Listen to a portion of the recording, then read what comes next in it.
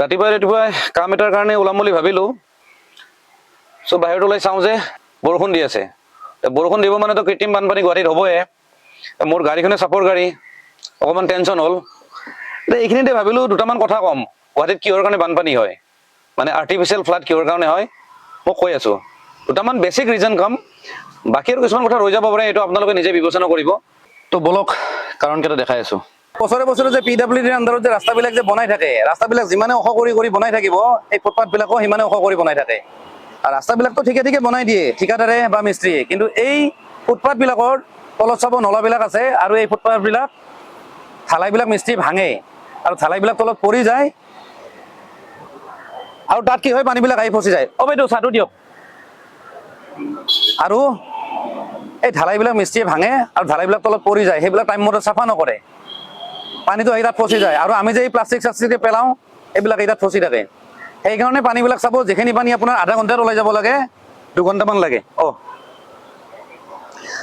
2 ঘণ্টামান লাগে। সেইকাৰণে চাব মেক্সিমাম গুৱাহাটীৰ জেগাবিলাকত আৰ্টিফিচিয়েল বানপানী 1 ঘণ্টা বা 2 ঘণ্টামান থাকে। আৰু এটা কথা ক'ব পাহৰি গ'লোঁ, এই ৰাস্তাবিলাক যেতিয়া বনাই, যেতিয়া কমপ্লিট কৰে, PWDৰ পৰা যেতিয়া ইনস্পেকশ্যনত যেতিয়া মানুহ আহে, ধুনীয়াকৈ একদম নতুন কইনাৰ নিচিনা সজাই থৈ দিব, একদম বনাই থৈ দিব ৰাস্তা, কিন্তু ভিতৰত কিন্তু একো ভাল কাম নকৰে। ভিতৰত একদম ঢালাই চালাই চব পৰি আছে।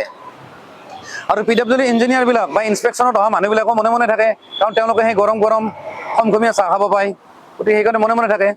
আৰু এটা মূল কাৰণ কৈ আছোঁ, এইটো হ'ল প্লাষ্টিক। প্লাষ্টিক বুলি ক'লে মনত পৰিল, গভমেণ্টে ৰিচেণ্টলি প্লাষ্টিক বেন কৰিছিলে, কিন্তু এতিয়া আপুনি চাব গেলামাল দোকান, চব্জি বজাৰ, মাছৰ বজাৰ, মাংস বজাৰ, চবতে প্লাষ্টিক এভেইলেবল। প্লাষ্টিকটো কিয় বেন কৰা নাই নাজানো, সেই এটা গভমেণ্টৰ ভুল। আৰু প্লাছ জেগাই জেগাই গুৱাহাটীৰ চিটিত ডাষ্টবিন নাই, আৰু সেইকাৰণে আমি মানুহবোৰে কি কৰোঁ, চিপছ খাওঁ, কিবা খাওঁ, প্লাষ্টিক য'তে ত'তে পেলাই দিম, বা পলিথিন আমি য'তে ত'তে পেলাওঁ। আৰু এইটোও কিন্তু গুৱাহাটী বানপানীৰ কাৰণ।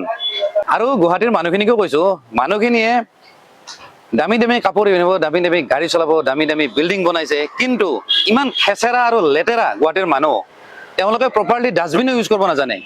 আৰু তাৰে মই ভিডিঅ' এটা দি আছোঁ, মই ৰাতিপুৱা উঠিয়ে মই ঘৰৰ ওচৰতে মই নলাটো এটা ভিডিঅ' এটা কৰিছিলোঁ, আপোনালোকে চাওক।